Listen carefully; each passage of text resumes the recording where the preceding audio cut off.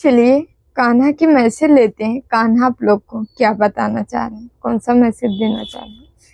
Please Kanha हमारी viewers को message दीजिए, क्या बताना चाह रहे हैं।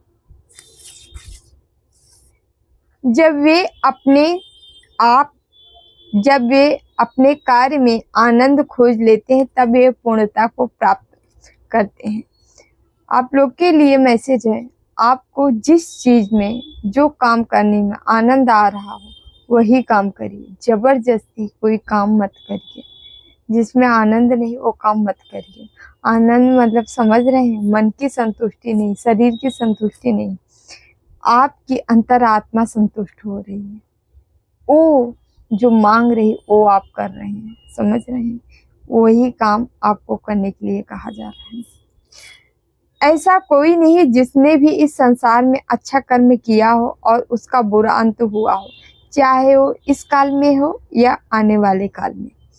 यदि आप अच्छा कर्म कर रहे हैं तो आप निश्चित ही आपको फल भी अच्छा होगा और आपका अंत भी अच्छा ही होगा, बुरा नहीं होगा। इसलिए टेंशन मत लीजिए, अच्छा कर्म कर रहे हैं तो खुश रहिए।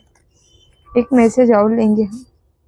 मनुष्य कर्म को त्याग कर कर्म के बंधन से मुक्त नहीं होता। केवल कर्म के त्याग मात्र से ही सिद्धि प्राप्त नहीं होती। कोई भी मनुष्य एक क्षण भी बिना कर्म किए नहीं रह सकता। मतलब कर्म ही श्रेष्ठ है। आपको कर्म करना है, हर तरह से कर्म का त्याग नहीं कर सकते।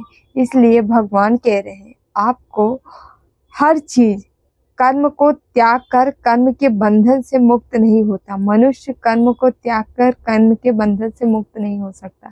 आपको निरंतर कर्म करना चाहिए। कर्म से हमारा छुटकारा नहीं है, ठीक है। हमें कर्म करना ही पड़ेगा, चाहे जिस तरह से हम करें, रो के गा के खुशी खुशी, ठीक है।